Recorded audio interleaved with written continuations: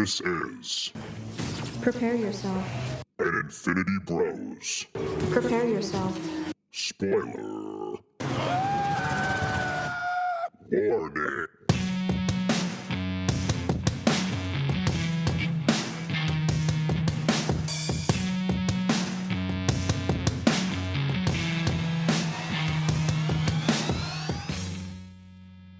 Hey, welcome to the Infinity Bros podcast, the only podcast that is perfectly balanced as all things should be. Your friendly neighborhood Infinity Bros are back here today. Wherever you're listening, however you're listening, thanks for making us part of your podcast experience.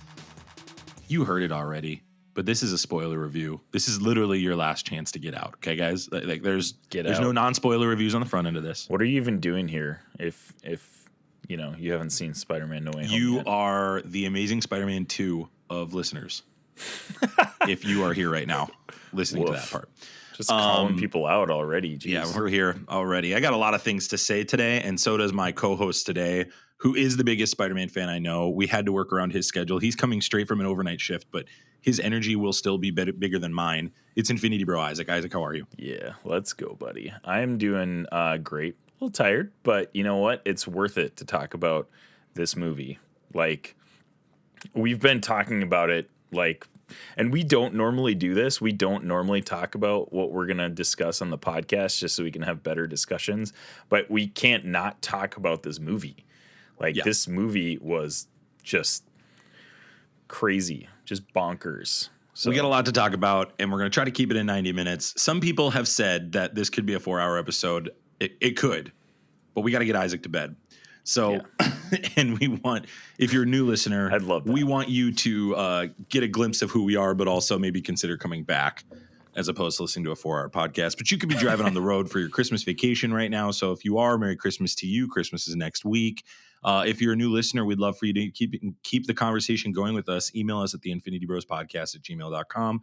Facebook, Instagram, Twitter, all that jazz. TikTok. If you got the itch to Twitch, come check us out on there. We do Pokemon pack openings, play a lot of video games, just have a good time. We have great community in Discord as well. Also on Twitch coming up, we've got our 100th episode live on January 2nd, 8 p.m. Central.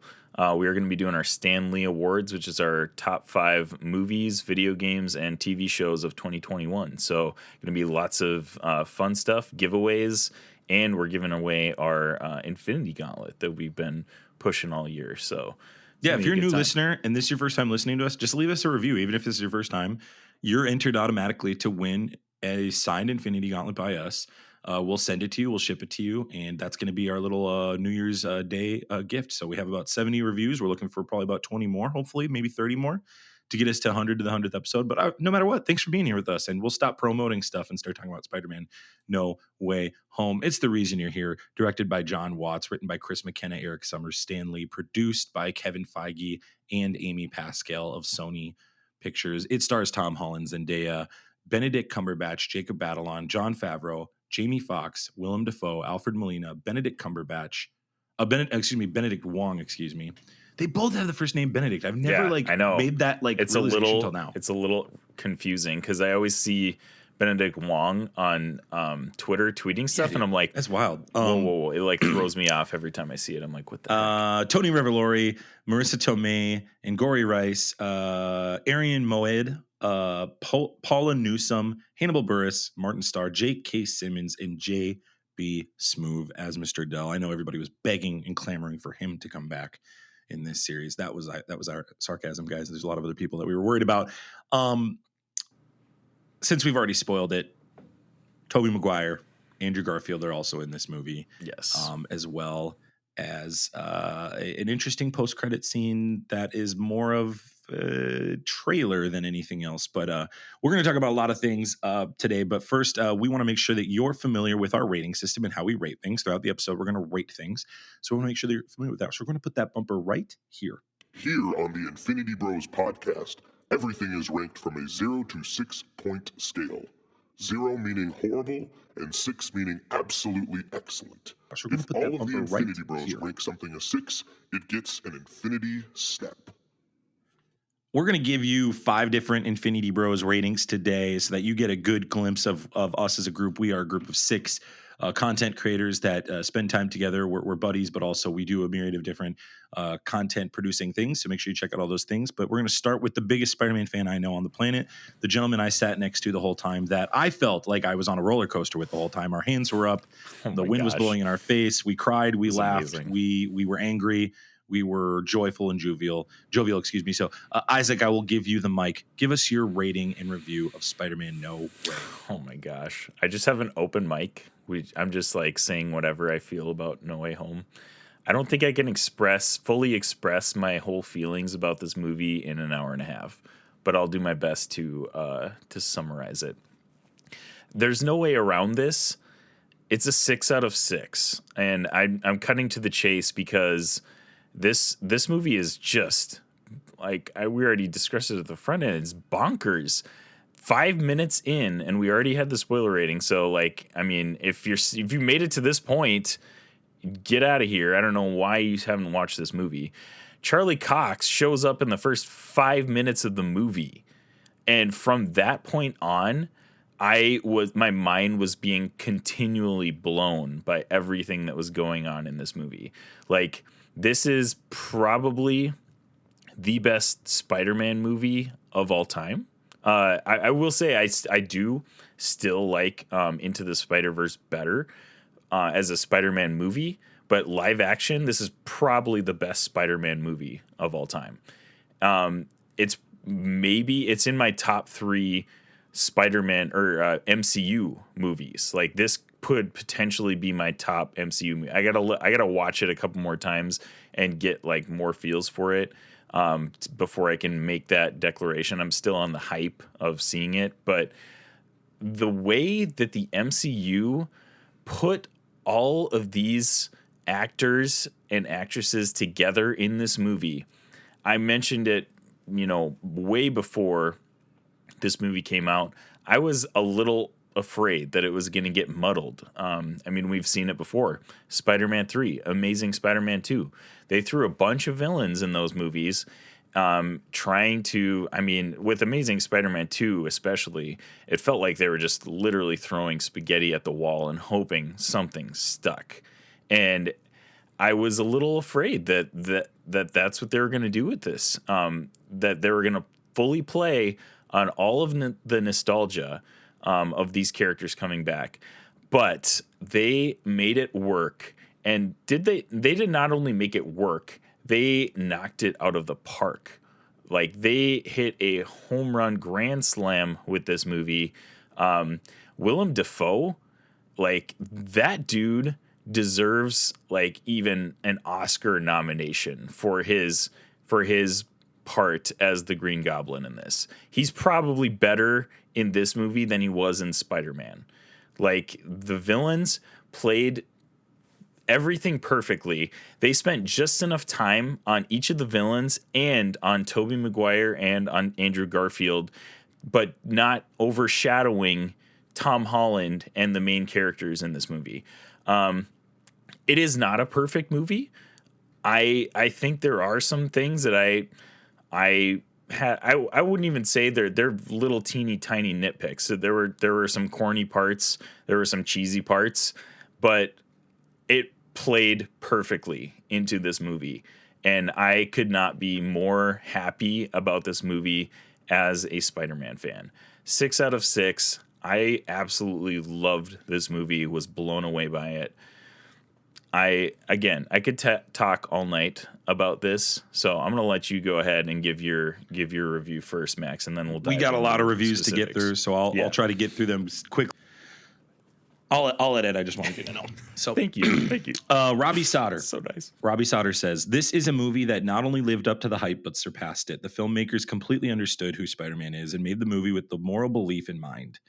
Willem Dafoe gave one of the best villain portrayals in comic book history, and it may get overshadowed by the Spider-Man Bug 3 finally coming together. By the Spider-Man Bug 3. By the Spider-Man, I think all the 3 Spider-Men coming together is what he meant. What a weird sentence, okay. Robbie. Fix your grammar. My only gripes with this film is the length. I wish they would have stretched it out more. I wanted more Spider-Man. Oddly, the worst thing about this film, in my opinion, was the Doctor Strange end credit scene. I wasn't a fan of the commercial style of it. I wish it was just a quick Supreme Strange Unleashed visual to really get people excited. Super nitpick, but it seemed odd now that they chose it to me. He said some other things that I'll talk about later. Him and I had a conversation after that, but that is his review. Robbie gives this a 6 out of 6. Let's transition over to Mark Jones's review. Are you ready to have your socks rocked off? I came prepared and wore 2 pairs of socks, and still they both were rocked off, Lady Gaga style. Time to climb aboard the nostalgia train as we venture into the next Spider-Man installment. 6 out of 6. The film gave us back Daredevil, glimpses into the multiverse, heroes and villains of past, Spider-Man of past, helped the MCU Spider-Man save his world and morality by defeating and helping their past villains. Losing the people he loves to save his world in the universe?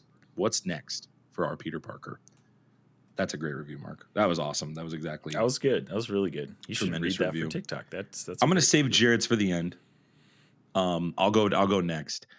I'm not even gonna like be dramatic about it. This is a 6 out of 6, and right now I'm having very strong feelings still about the fact that I haven't seen it a second time. I was gone all last week, and so like for the sake of my marriage and my family, I could not go a second time. My wife and I was like, "You need to stay home, hang out with me." I was like, "Yes, ma'am." But I gotta say, I have not been more joyful of a movie experience in my life. I got to see this with you and Infinity Bro Zane. I really enjoyed that process of it, sharing that moment with you guys and our wives. This movie was so special. The only tier it deserves to be in is the Endgame tier. I did not expect to be as emotional as I was in Tobey Maguire's portrayals. I'm like getting emotional just thinking about it now. My anticipation with this, Isaac, was that Tobey Maguire was going to be more emotional for me than Andrew Garfield. Yet I found myself emotional over Andrew Garfield. And that was pretty impressive to me. I was impressed that both of them got arcs that were continued past their trilogies, or for Garfield is his 2-film venture. I was impressed with how they continued the story for every villain, and it made sense and it worked. I was impressed with how they handled Doctor Strange. I heard gripes that Doctor Strange was underutilized in this, and I completely disagree. He was in the perfect amount. Agreed. I think people who know me know I love Doctor Strange. I think they showed more of his power set. I think it's a huge deal, and this is going to get lost, so I'll just say it here. The fact that Benedict Wong's Wong is the Sorcerer Supreme will have major implications down the line in this whole thing. I really love this movie. You referenced Daredevil. We'll talk about him in a bit, but him being there was just like the tip of the iceberg. I thought Marissa Tomei gave a tremendous performance in her pivotal scene where she passes away. She carried the emotional arc in this. I thought all the side characters had the perfect amount of time. I've heard that gripe from people, and I completely disagree with that. I think everybody had their perfect amount of time. I think the 2 Spider-Man had it, but make no mistake, this is not, I've heard this review as well, this is not a showcase of the 3 Spider-Men. This is Tom Holland's moment. He crushes it. It's his best version of this character. It is finally passing the gripes you've had, Isaac, of, oh, he's in Iron Man's shadow. Oh, everything comes easy. Oh, he has access to wealth and resources. And this is the back end of it with Happy's apartment. But this movie ends with where Peter Parker's Spider-Man should be. Mm-hmm. Alone, desolate, poor, and having to wonder if the sacrifices he makes or are making are worth it. And that is perfect. That's exactly, this is exactly what Spider-Man should be. And this is the best version of Spider-Man. Tom Holland is the best Spider-Man now. It was Tobey Maguire, but he's the best Spider-Man now. And this opens up a lot of doors. We'll talk about that. But 6 out of 6, this is one of the best movie experiences I've had in my life. I would put it up there with Endgame. I'm wrestling with whether this is better than Endgame. Endgame had like a decade's worth of stuff to build in, so I was so emotional about that. But this has 2 decades worth of stuff built into it. Yeah, this is 20 years of content coming into it. Like, it's wild. It's wild. I think high schoolers and young adults, like 24 and younger, are going to still say Endgame is better. But I think if you're past that 25 to 26 year mark, I think this movie might be better to you simply because of the nostalgia. But this is a 6 out of 6 to me. You said this isn't a perfect movie, Isaac. I might argue that it is a perfect movie. It's got everything I need. It had everything I needed. We talked about it. It had everything I needed. Yeah. So I don't know what else it could do storytelling wise. There were some cheesy parts, but I was there. We knew that. We signed up for that. I would contend it might be a perfect movie. And there's been talk on Deadline that this movie could be an Oscar contender for Best Picture because it's simply going to save the cinema experience. I completely agree. I would be absolutely fine if this was a best film. I mean, I would love that. That's It's not well gonna deserved. happen because the Oscars is a scam. But I think it will. I think Deadline's right. I think it will. I think this is going to get a Best Picture nominee. I think Dafoe and Holland should both be up for Best Actor or Best Supporting Actor. I'll go that far. Yeah. Let's talk about Jared's review, and then we'll break this puppy down. Jared says Spider-Man No Way Home is fan service done well. Each one of the Spider-Men shine in their own way and serve a different role in the story. This doesn't feel like a Tom Holland Spider-Man movie. This is a Spider-Man movie. The scenes that gripped me the most were Andrew getting his redemption through saving MJ and Toby finding peace through saving his role models. All in all, this movie is dang near perfect, with my only gripe being that some of the side characters being written with less character, but it didn't take too much away from my overall intensity of this movie. Unfortunately, I am sad to report that Jarrett gave this a 5.8 out of 6. So we might be the only podcast or content creator out there that's not giving this a perfect score. This is unfortunately will not be getting an Infinity Snap today. So I'm sorry, Isaac. Screw you, Jarrett. Let's talk about Jarrett real quick. I want to just address something real quick. I want to address the elephant in the room. If you threw your phone just now and then you got it fixed and then you opened the podcast back up to listen to the rest of this episode, first off, you have a lot of bravery. Second of all, Jarrett's wrong. It's 6 out of 6. And that's the end of the discussion. So I just want everybody to know that I'm changing Jarrett's rating to a 6. This is an Infinity Snap. Infinity Snap. You heard it. There's very few moments where we feel like we have to do this, but we have to do it right now. Jarrett is wrong. It's a 6 out of 6. Our show is giving it an Infinity Snap. Consider this an Infinity Snap, ladies and gentlemen. Yep. So, no, I think Jarrett loved it. I think he was just he's just being technical, which we love. Scott Higo will also enjoy the decimals. So let's break this puppy down. We're gonna walk through. We're gonna miss some stuff. A 2.5 hour long movie. We're gonna aim for 90 minutes. We're gonna try to talk about the big things. But I want to start with the first thing you talked about, and that's Daredevil being introduced. And I want to keep the spoilers away from a certain other character from the Netflix universe that was introduced, Isaac. So we're not going to say that character's name on this episode because people may have not caught up with other things that are going on in the MCU. So, what was your thought? You talked about how excited that was. Why did that set the bar so high for you? I think that was it set the bar high because that was one cameo that I was not sure was going to be in this movie. Like, I was 100% positive that Andrew and Toby were going to show up in this. Going into the movie, I didn't know. I think I had put the percentage at like maybe 30 or 40% that, or maybe even 50-50 that Charlie Cox was going to show up as Daredevil. And when the other character that shall not be named showed up in a different show, I was closer. I was like 90 to 95% sure that Daredevil was going to show up. And when he showed up in the first 5 minutes, that just showed to me how wild this movie was going to get. Like, I thought he was going to maybe show up second act, maybe late second act, kind of the same time around the other Spider-Mans, which is kind of when we all predicted they would show up. But they came out swinging, and it hooked me right away if I wasn't already hooked. So, and this leads to another whole conversation about how is Netflix MCU completely canon, or are these guys alternate versions of the MCU? Yeah, we got about Netflix shows. Yeah, we got a lot of time to break this thing down. I just want to say this. I want to say this about it because I want to give the time to other things. I think these are characters from the MCU. I mean, from the Netflix show. I think it is going to be canon. I think there's ways to write it in. The only question mark is what do you do with Jessica Jones and Iron Fist? I like Jessica Jones, but a lot of people, pretty much everybody, doesn't like Iron Fist. Yeah. So that's the question you got to do. If you can bring everybody else back, I think that's fine.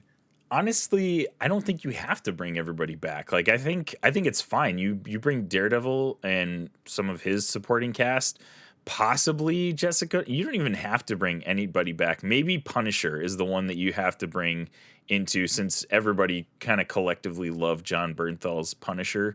But other than that, I think you can pretty much just ignore the rest. Like, you can acknowledge that they exist, but you don't need to bring them into the MCU necessarily. Yeah, so nothing, but that's just me, and I think that is what it is. But we'll talk about that another time. let's talk about this movie. Quentin Beck frames Peter Parker for murder and reveals his identity to the world, and his Aunt May and Ned Leeds are interrogated by the Department of Damage Control. We get a slight thing before Matt Murdock that I want to talk about too, that Nick Fury is off planet. Yeah. That was like this movie that was takes an place interesting- right after the second movie. This is like no lie. This is a quick, literally. I mean, the first scene is the last scene in Far From Home. Like they're this the movie same ends footage. at the last at basically the point of Hawkeye. This all happens for Spider-Man from the end of Endgame to Christmas. The Mysterio bit and all of this stuff happens before Christmas to him. Yeah, right. And they mention a couple times in the movie that like it's Christmas season. It's not Christmas yet. So it's like happening the same time as Hawkeye, basically. Probably Hawkeye might be a little bit further down the line. Timeline is a little unclear, but still, like it's like I think we're all caught up now on the MCU. Like, right? Like now we have a more linear. Like we've had the blip, we've had the snap, we've had the blip. This whole year of MCU shows and movies, the timeline's been a little muddled as far as like when does this stuff take place. I think from here on out, it's linear. Like this is happening all in a row now, I feel like. So and maybe that's the shows fine. And that's okay because like there's so much world building that I personally am going to be empathetic to this as long as you either correct it publicly or in the next movie just make a correction and make a joke about it. Right. Well, and like you and I, we don't care when that timeline is. We're going to consume these shows. We are going to enjoy these shows. The I casual care if it gets MCU, egregious. I care if it gets egregious. But true. it doesn't. But it hasn't. These mistakes aren't egregious typically. Right, and it hasn't gotten egregious. But like the typical, like the casual MCU, or not even MCU, the casual person that may or may not watch these shows or movies is gonna get a little confused. But that's not. I don't think that's a big. Yeah, I don't think that's a big deal because we're gonna consume that content regardless. So they make an interesting story choice here that Peter, MJ, and Ned are trying to apply to MIT. And because of all this hoopla, they don't get into MIT. And this sparks for Peter, I got to go talk to Doctor Strange. Now, the one loophole here is, and the question that I saw jokingly, I think from one of our buddies was, why didn't they just have him make everybody forget Mysterio? Then we True. There's no movie then, right? But I'm just like that was the one thing I thought of later. I was like, yeah, that's dumb. But you got to keep the story somehow. So Peter thinks, hey, I got to go to the Sanctum Sanctorum.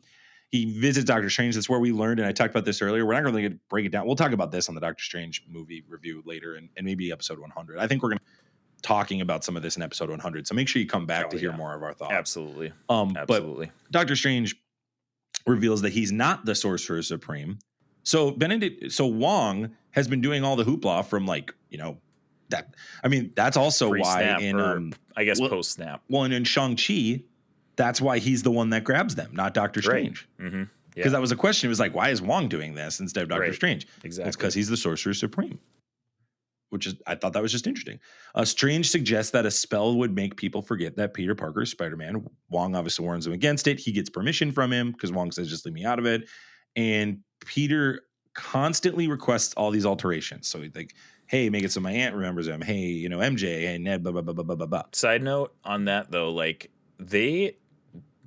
Marvel does a great job of this. They totally misled us with that first trailer. Like they made it look like Doctor Strange was being super irresponsible.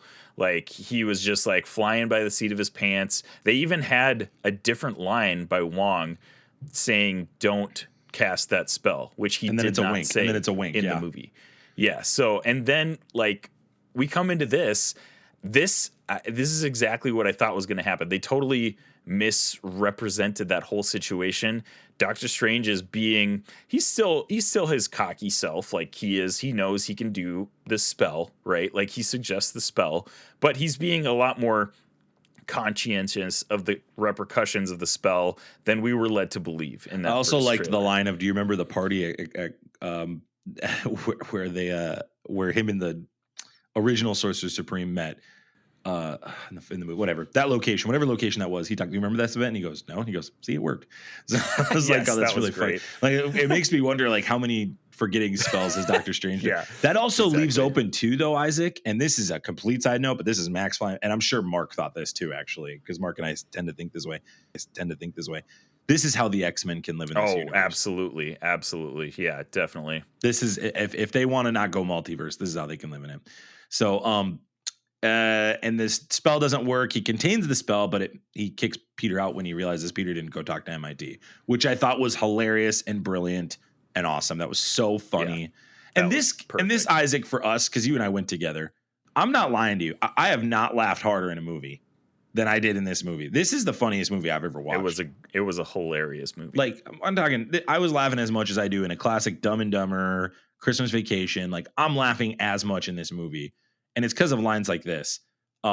Peter goes to the Alexander Hamilton Bridge to convince the MIT administrator to accept Leeds and MJ's application, but the bridge is suddenly attacked by Otto Octavius. And Parker, wearing his Iron Spider suit, battles Octavius on the bridge while attempting to save the MIT administrator. Great battle scene here. This is a great tone setter of what this movie is. And obviously before, like, we glanced over it, but we got to see Peter's life under fire with the whole world knowing who he is, which I thought was just tremendous. He's having to hide. He's thwipping and doing all his spider swinging in public and trying to do it secretly. Like they go into the sewers to try to avoid, people and detection and stuff. Like, yeah, that was a really good portrayal of what it potentially could be like as a superhero who everybody knows who you are. Yeah, I thought that was really brilliant, well done. And in the context of Spider-Man's story, it just continues to add to the lore and the mythology of this character. Oh, yeah. So Parker, wearing the Iron Spider suit, battles Octavius on the bridge as he's trying to talk to this MIT gal. And, he calls MIT stupid, which was hilarious. Accidentally, but it just shows awkward. Yep. It's fun to see how awkward Tom Holland continues to get as he gets deeper into this character. Like, he was kind of a little hipping with it. Because, every high schooler feels confident, but he's losing the confidence now because he's an adult. Yeah. Right. So I really liked that. I loved it. It was tremendous. This battle with Octopus, let's talk about Doc Ock. Mm-hmm. Thoughts? Yeah, I mean, fantastic battle. Like, and we didn't see, we got glimpses of it in the trailers, but like the CG in the scene is good, man. Like, it's really good. And like you see the classic Doc Ock tentacles. Man, it was so good to see that on screen again. Alfred Molina kills it. He is fantastic as Doc Ock. You mentioned like this is a hilarious movie. One of the funniest parts in this movie was when Doc Ock absorbs some of this nanotechnology and Peter is able to pair his suit or hit the tentacles to his suit and control the tentacles with the nanotechnology that he absorbed. Like he was able to lock down Doc Ock's tentacles with his suit. And after he did that and Doc Ock is like immobilized, it was just like, what the heck? This is amazing. I and it really shows the intelligence level of Peter Parker too, which is such a it's an underrated piece of this character. Right. And I feel like Tom Holland has not really had a chance to showcase that in the like he's had moments where he's showed his like intelligence and brilliance, but like he really was able to showcase that in this movie starting with that and then later in the Doctor Strange fight, which we'll get into in a bit. But I thought this was a perfect transition. And then, great fight, like awesome. Everything about that fight is great. And then it ends with Goblin throws the bomb. And that part was fantastic where Doc Ock looks up and he's like, Osborn? Like he obviously thinks Osborn is dead because in his universe he is. That was another really cool thing was that like they collect all these guys from multiverses, right? So I mean, three of these 5 villains are dead in their universes, but they're snatched right from their multiverses right when they're about to die. So like they obviously don't know they're dead or going to die. But that was like a really cool thing. Like they kind of like just Like, I was a little worried, like, how is the timeline working in all of this multiverse stuff? They kind of were just like, we're bypassing all of that. It doesn't matter where you are in your timeline, in your multiverse. We're bringing everybody here. Here and was not the worrying about that. big, well, and it's a big dilemma in the MCU moving forward because, like, and this where it opens up so much. You can now pull any character from any Marvel property. Yeah, ever. right. I mean, they could go get the Fox X-Men. They could call Chris Evans and say, "Come be the Human Torch again." Like, I mean, oh my I'm gosh. serious. Like, they could. That would be amazing. I would love I think that's a very real That'd be so possibility, great. Isaac. I think all of this is. I think everyone's coming back and Chris coming back. Evans, Human Torch, interact with Chris Evans, Captain America. Like, wouldn't that be? I don't know if we'll see best that. thing ever? I do think Captain America is done, but I think he is too. But because I think they really want to lean into Mackie. But that would be fantastic. Man, this is where it really opens it up. So, like, I'll talk about the multiverse stuff in general, then I'll talk back to the story. The multiverse stuff, this is where it makes the Netflix stuff smooth and easy. It's so easy for those guys to come in now, no problem. Absolutely. Also, this makes it easy for you to take the X-Men of old, whichever iteration you want, and use them. Probably the original from the early 2000s, because Feige was on that, and he's smitten of that group of people. Right.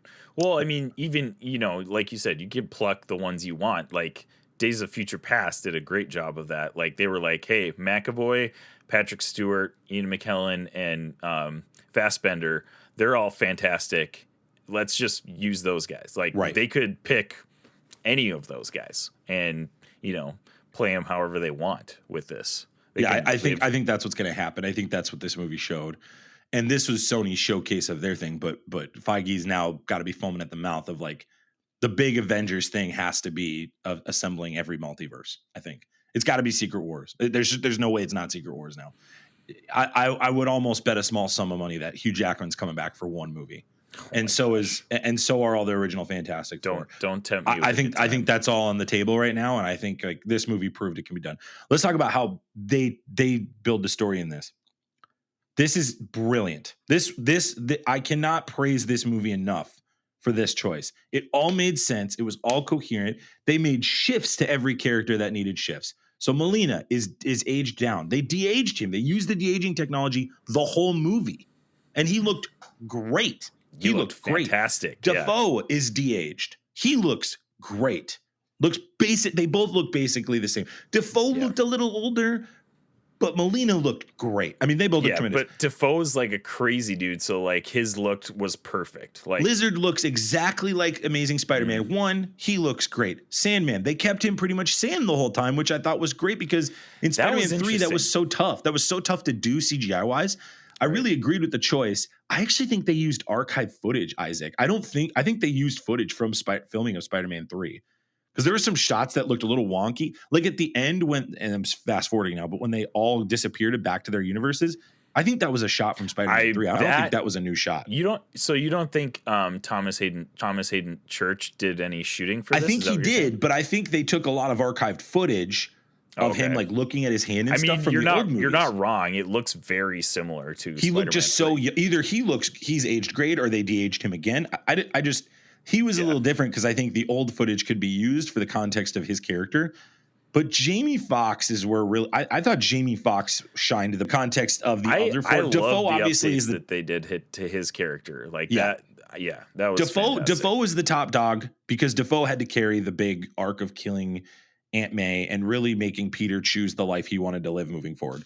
That was awesome. And now it shows we don't have to get a Norman Osborn in this universe, which is interesting. That was an interesting choice too. They might do it, but I don't think they will now. I think they're going to keep Defoe as this goblin in his arc. I mean, I think they would love to do it, but they've still got so much red tape with Sony that I don't think that's going to happen. Unfortunately, I'd love to see it happen. Unfortunately, and you got to go full tilt with him. But you have to go full tilt with him. He has to be affecting the whole world. He has to be in other products. Absolutely. I mean, he's such a big player in the Marvel universe. Like, you either got to go all out with him or not. I agree. At all. I agree. But you and I were talking about Jamie Foxx really shined bright in this.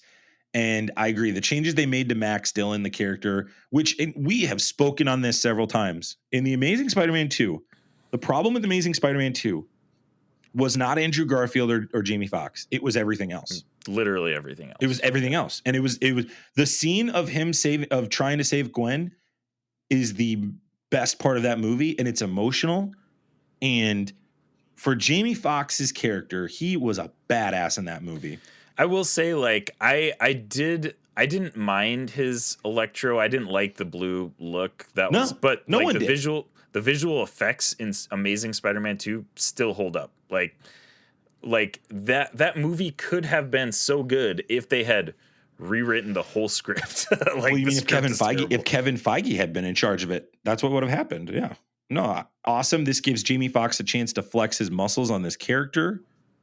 This gives them a chance to kind of rework it in a way that's really well. And he played such a like great kind of cool comedic like relief in that villain like scheme or whatever. Like he was kind of the guy that was like funny, but he wasn't like just shouting corny lines at random moments or anything. He was still like playing it cool, but he was funny. He was probably one of the funnier villains in this. He was great. This was tremendous. All the dialogue with them is tremendous.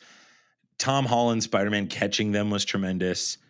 Sandman being for Spider-Man at first because they had a good arc at the end was tremendous. Honestly, like that was one of the better parts of these villains was that every single one of the villains was like kind of with Tom at some point. Like they were on board with what he was doing to try to help them. And then obviously Norman, went nuts and kind of turned everything on its head. and listen to the voices in the room. Like, it's like, you will die if you go back. Right. Okay, well, I've got to try to not die when I go back. It's pretty good motivation for anybody to trust. Good motivation for anybody to or trust not your go nemesis. back in Electro's case. Like, he's right. like, So I'm fine for me, yeah. that's where I really enjoyed this. I thought they explained it well. I thought it worked. I thought the decisions everybody made sense. Like they spent the perfect amount of time explaining each character. They spent the perfect amount of time on their motives. Like everything just worked with all of those villains. And it just flowed way nicer than I expected it to with the crowded cast that they have. Here's the other part. Okay, so let's talk about Green Goblin then. Let's talk about Dafoe for a little bit. So they had to go get him at the Feast building, which, by the way, we just glance over the fact that Feast is there. Like, I mean, that's another like Matt Murdock thing in this movie. Yep. Where it's like, oh, Feast is there now. Okay, here we go. Right. Like, well, and we had seen like leaked pictures of the Feast truck. I'm a little bummed, honestly, that we didn't get a mention of Miles Morales. Like, I mean, Jamie Foxx mentions at the end of the movie, "Oh man, I wish there was a black Spider-Man. There's probably one out there somewhere," or something. Says something. You open the door, so let's talk about this. This is Robbie's and my. If I have one gripe about this movie, this is my gripe. How do you not have some form of a cameo of Miles Morales in this movie? I feel like a cameo is a little. No, it was time. This is the moment to sign that person. A cameo would have been okay. I don't want to see Miles Morales as Spider-Man in this movie though, because I feel like that would have been a little much. If he had shown up as a character, a person, that would have been absolutely fine, and I probably even as a little kid, we could have had him as a little kid. Yeah, I'd be absolutely fine with that. That would have been fantastic. I think this was a huge lost opportunity. I think there's so much hype for Miles Morales. Obviously, the second and third parts, now that we know that Spider-Verse films will be a two-part duo after this. I got to tell you, Isaac, because that's my number 2 Spider-Man after this movie. Miles Morales has to be part of this. I mean, he's so critical. The demand for him in this universe. If the MCU is truly taking the approach of, hey, we want to be diverse and we want to, agree, and have representation. The popularity of Miles Morales to right not now, have him in this universe. It's criminal. I think they'd be doing a disservice to not introduce him at some point. But the thing is, like, they had already opened the door to Miles Morales in, I believe it was Homecoming, with Aaron Davis being a character in Homecoming. He mentions Miles Morales in that movie. They haven't followed up on that. Like you said, it could have been a perfect opportunity to introduce him. I agree. I think even a multiverse version. I mean, I'll contend if they had said, we're going to hire the actor that played Miles Morales in the cartoon, to come be a live action version of this, it would have been tremendous. Did you? I mean, okay. So we've been joking about live action Spider-Man happening, live action Into the Spider-Verse happening, literally for like a year plus on this podcast. Would you?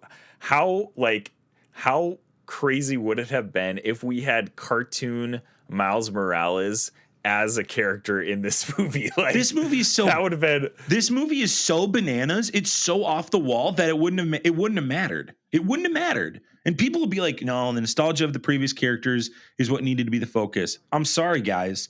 Into the Spider-Verse is better than all of those movies. All of them. I agree. I agree with you. No, I'm with you on that. Into the Spider-Verse is in my opinion, it's the best movie ever of all time. But I still think I still think that. But I think that it's just it would have been a little too much, because this movie was already a lot. It was a lot to take in. Zane was sitting over there at the end of the row, not saying a single word, because he was like, I think he was just like kind of dumbfounded by everything that was going on in this movie. Yeah, no, and this was a lot, and I'm not saying that would have been an easy task. I'm just making a point that more than, and we get the Max Dillon talking to his Spider-Man scene at the end, referencing a black Spider-Man. I wanted it. I think the audience could have handled it, Isaac. I really do. I think everybody in the room has seen that. I think you're right, though, in that he absolutely could have made a cameo, like as a kid or just a random character. This is a huge missed opportunity on the post-credit scene. Massive missed opportunity.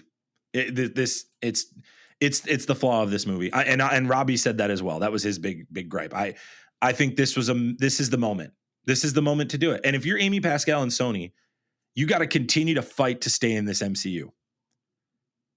You got to continue to fight that battle, and you got to fight to get this character in there. And I think Kevin Feige wanted it too. I think I would love in the future, when Kevin Feige finally releases everything that was talked about, to know why they didn't do that. My guess is that it was full.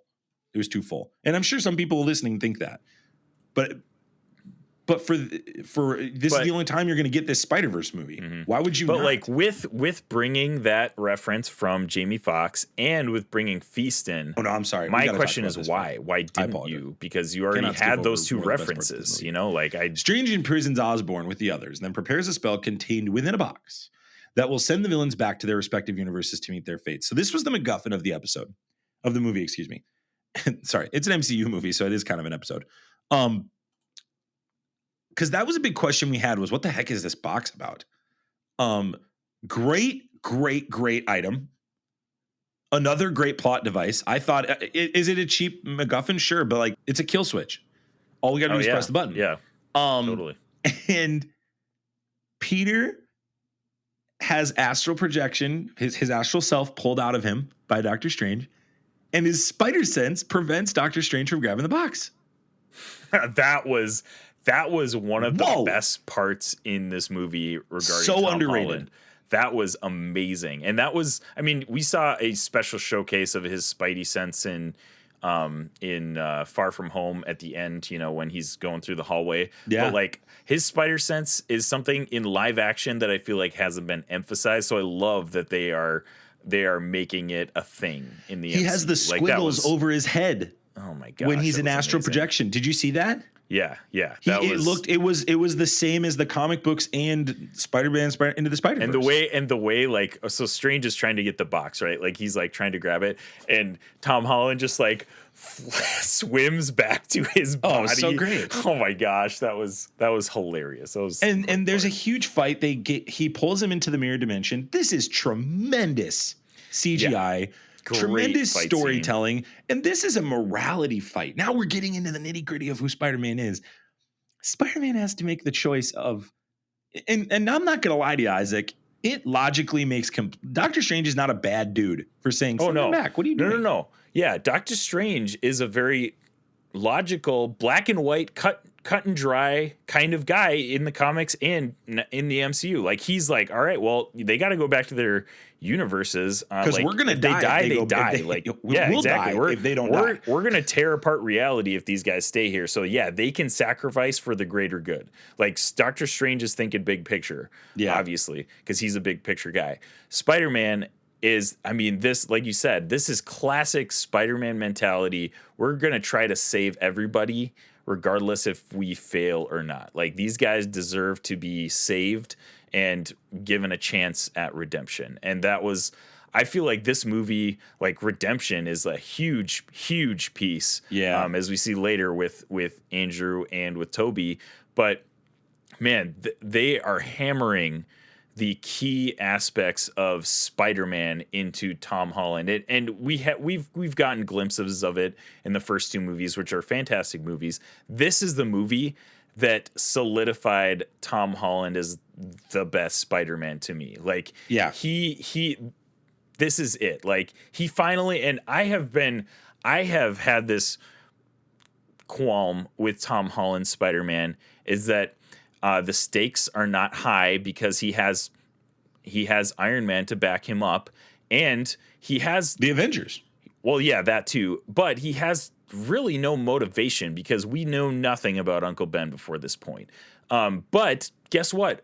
Aunt May is his Uncle Ben, and it happened in this movie. I am absolutely thrilled with how they did this. Like, just incredible how they changed the story to make it the same story, like the same motivation that Peter Parker Spider-Man has, but they changed it to, to fit in the MCU. Like, I mean, we've been talking about that in Hawkeye, how they're pulling this this comic book run straight from the comics, but they're adapting it. Yeah, you don't need Mephisto.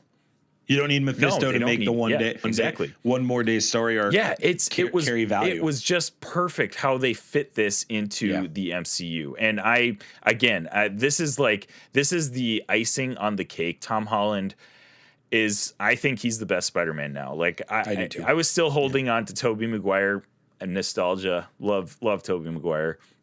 Tom Holland's the best Spider-Man now. One More Day is a tremendous arc. Go read that if you haven't. We get this mirror dimension fight. Yeah. And this mirror dimension fight, Isaac, this is some of the best Doctor Strange CGI we've seen since the first Doctor Strange. Yeah. Absolutely. I mean, if this is a sign of things to come for Doctor Strange Multiverse of Madness with Raimi behind the camera, I mean, come on, man. I mean, it makes me wonder too, since we're in the vein of the discussion, but man, what could Raimi have done with the CGI he has now in these previous Spider-Man films? I think Spider-Man 3 would have been way better had the CGI been there. I think it would have been better. I really do. It would have been better, but like that, I mean, that movie as a whole. And you can't change the whole episode emo Peter Parker thing. Yeah, there's a lot. That was an interesting choice. That was a bold choice. Yeah. Very bold. So the mirror dimension fight, Strange plans on trapping Peter there till this is all done. And Peter uses math to defeat magic, which I thought was just an interesting, like, because, you get these characters in the MCU, like the Iron Mans, who like it's science versus magic. And you get like Thor, versus, in the comics, you get like Reed Richards, right? And you get the Doctor Dooms who kind of trot and live in both worlds. This was just a great example of how that works. And the comics do this all the time. And if you're a comic book nerd like we are on this show, man, this just brought to light. To just see him use the Fibonacci sequence to totally take down Doctor Strange was just tremendous. Yeah. It wasn't the Fibonacci. It was some other math thing that I'm too dumb to know. Some geometry term. If Jarrett was here, he'd be like, not smart enough to know. Him or Zane, they would totally well, actually. Yeah. Zane, if you know what math thing it was and are smarter than me about that, email us at theinfinitybrospodcast@gmail.com. But he steals the box and leaves Doctor Strange there. And that's when I knew, like, this is going to end badly. This is going to end badly. You can't leave one of the most powerful sorcerers and the only person who's aware of this event off the board. And that's what he did. Yeah. And that's when Peter smuggles the villains into his apartment, and that's where he cures Dr. Octavius. This is crazy. Oh, he cures Otto Octavius, and this is the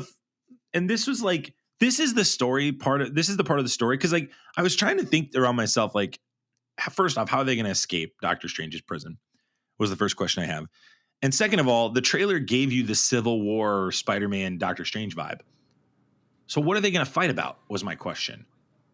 Like, Right. and I understood Yeah. like, hey, you got to send him back. But I really was having a difficult time for wrapping my head around like, why is Peter going to defend them? After everything that just happened in Endgame, why is Peter going to want to threaten all of reality again? And the motivation was redemption, like you talked about, these redemption arcs. And you see him get success. Like, and they totally like convinced me. Like, I was like, yeah, maybe he is going to save all these guys. I knew like there was a big fight coming with these guys, but like, I got sucked in, Isaac. I got sucked in.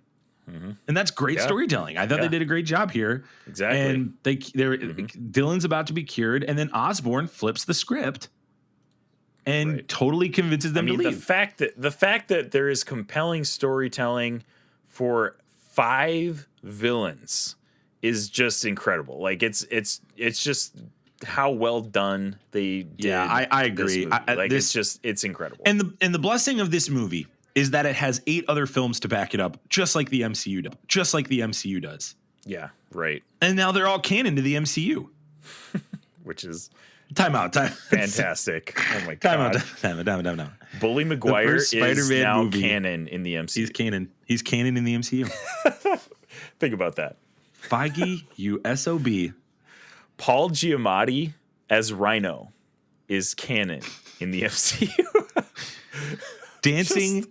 Dancing Peter Parker as an emo Spider-Man is canon to the MCU. Yeah. Brilliant. Christmas came early. Thank you, Kevin Christmas Feige. came early. Christmas came early. Yeah, Thank that's you. tremendous. That's all That's I wanted. tremendous. Yeah, this was great. And this just, I agree. We get this amazing fight with Peter Parker and Green Goblin. And I love the choice to make Green Goblin the main head honcho in this one, Isaac. Absolutely. Willem Dafoe crushes he doesn't just crush this role, he crushes Peter Parker in this scene. When he body slams him down those levels, you're sitting next to me. I'm like, oh my gosh. I was like, I know. Yeah. We were both just like, shnikes. He's wrecking this is building with a body. Obliterating him. Yeah. And at this point, too, he doesn't have any gadgets. It's just Green Goblin, Spider-Man with his bare hands. Like, and you forget, too, in the first Spider-Man, how strong he was. Oh, yeah, right. Like, I mean, he just throws punches at Spider-Man and sends him flying. Like, he's superhuman strength. But, like, yeah, again, you forget that. But this was a brutal fight scene. Just this scene is the reason they called this movie dark. The poop. Yeah, if you listen to the interviews kind of going into this, Marissa Tomei and Tom Holland, excuse me. There's a lot of Peter Parkers in this. Tom Holland says that this is the darkest MCU Spider-Man movie to date. And I believe this scene is the reason why. This was brutal. And obviously we get the huge character moment here where Green Goblin throws that bomb at Marissa Tomei's Aunt May. And when he's holding this is before he throws this bomb, the pumpkin bomb. When he holds his head back and you hear Tom Holland go, "Mate, please go," but he can barely talk. That's when I knew she was going to die. I was like, she's dead. Oh yeah, I know. And I had I mean, we talked about it in a previous episode of the Infinity Bros podcast that like somebody was probably going to die. One of Tom Holland's allies was probably going to die. I did not think it was going to be May. But the way they did it was just masterful. I don't know how I feel about Tom Holland being completely alone now. I love it. I love that decision, Isaac. I mean, it's fantastic in the sense that like he's Spider-Man by himself now. But like in the comics, I always appreciated that he has some support somewhere. He can turn to somebody at any point. Not like Iron Man for gadgets, but like a person that he can talk to. He's got nobody at the end. That's of this, great. No, I do love it. Like I did not see it coming at all, but I loved and respect the decision they made to do that because, and you kind of feel that in the first 2 Spider-Man movies. Like, great movies, love them. The stakes just aren't there. Like, somebody can swoop in and help Tom Holland at any time. and nothing bad really happens to him. You know, like, he's fine. He loses everything in this movie. Like, his personal stakes are as high as they possibly can be in this movie. And they're personal stakes. They're not universe saving. They're not it's world everything. saving. They're, I mean, everything's on the table. Yeah, here. It's true. But like he gives up who he is. He gives up Aunt May. Like, he gives up everything in this movie, which, like, he needed to do to become truly Spider-Man, in my opinion. That's why he is the best right now, because he made those decisions as Spider-Man would have done. Like, this is a Spider-Man decision. This is what makes Tom Holland the best Spider-Man. Yeah, this is a great scene. This is why I think you and I will be advocating for Defoe to Plays get at least such a a nod great at the creepy Oscars dude, for best man. supporting Like, actor. he's This so is, good you at said being this before. creepy. Play Joker, man. He could play I mean, Joker. you mentioned it during the premiere. He's like the Joker of the MCU. Like, He is. He's the Joker of the MCU. It's no doubt. And he absolutely crushes this. This is better than in the first Spider-Man, I think. Because the other reason is and he says this about his costume. He can't really, in the first Spider-Man, they kind of move clunky. They're very clunky because their costumes are so blech. In this, you got the CGI and the ability this is Spider-Man, like Green Goblin and Spider-Man. They're basically making one of the first superhero movies of all time. They have not a lot to limited go off resources, of in Spider-Man. Limited resources, and they don't have the experience of 50 plus superhero movies that they can look back on and improve on. Like, they are the first one. So yeah, it looks clunky, it looks cheesy, they move kind of funny. But I mean, yeah, again, now with the technology, with the CGI that we have, and by the way, Willem Dafoe did all of the fighting, did all of the scenes with Tom Holland. Like, I'm sure he probably had a stunt guy for some of the stuff, because the stuff they do is wild. But like, he personally was like, when he was signing on, was like, I will not do this movie unless I am the one doing all of this stuff. Like, he has final say over what parts he is in and not doing. So Willem Dafoe absolutely deserves some nomination for, supporting actor, or whatever category you want to put him in. There's not an antagonist category. I don't think there is. But man, this guy just blew everybody's socks off in this movie. Like, Willem Dafoe, amazing portrayal of Green Goblin. And like you said, dude like surpassed his original performance from Spider-Man. We got to talk about his third act scene too. So we'll come back to him in a moment. And that's a really big character arc for many characters. Okay. I would like to mention, so this is not Green Goblin related, but like, back to the Aunt May scene again. I mean, we finally get the "with great power must also come great responsibility" line, which it's essential to Spider-Man's character. That's the only time they ever have to mention in the MCU. Like, that was it. We're fine. We can move on. I've talked about this on so many episodes of the Infinity Rose podcast. Like, this is Spider-Man's motivation. We finally have it. Now we can move on, and he can be Spider-Man with the MCU. We finally know that the MCU Spider-Man up to date, these high school years, that was his prequel. Because what he did basically to the rest of the MCU is unknown. Right. To the audience, we know, and there's going to be deep character there. But now the big pickle because that was the thing about at the end of episode, was it 1, where Aunt May finds out?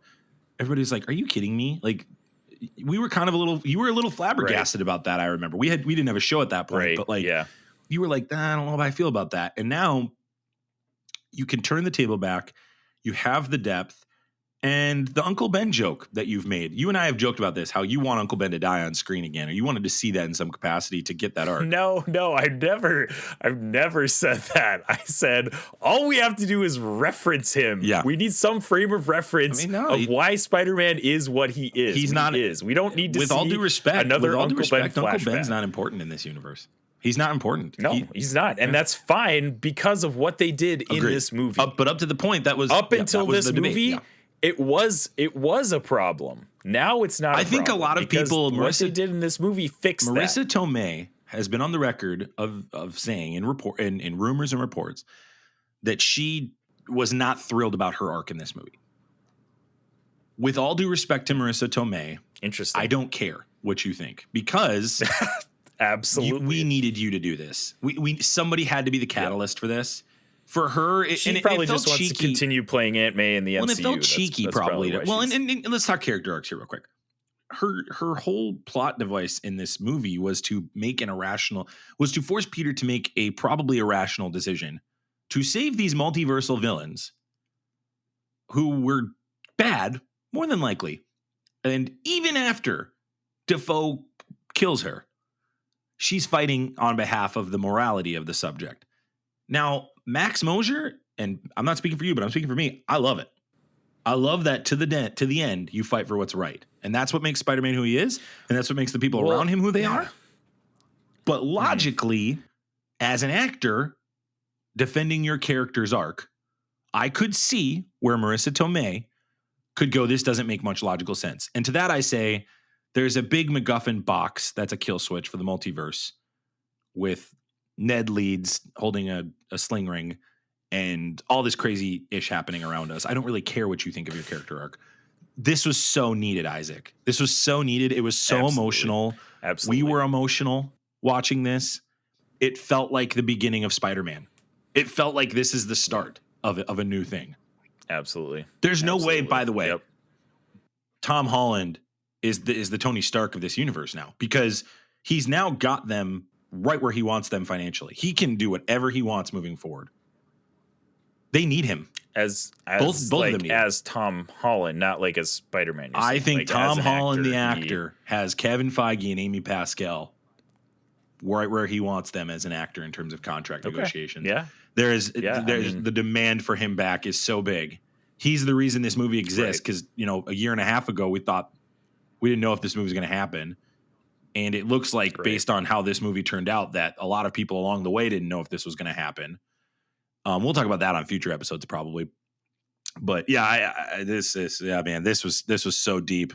This was so deep and so good, and it was the parallels to the first Spider-Man were there, and any fan of Spider-Man knowing the great power comes great responsibility line, this was needed. I'm with you, Isaac. It was emotional. I loved it. I thoroughly enjoyed it. It fixed everything that I had problems with about Tom Holland's Spider-Man up until this movie. Agree. Like, it fixed everything. I'm all in on Tom Holland's Spider-Man. And this is where the MCU really crushes storytelling, because anytime something really bad happens in the MCU, somebody dies or something big happens, they typically turn around and give us just a pivotal, critical, iconic scene. And here we go. This is in the pantheon now of iconic scenes, guys.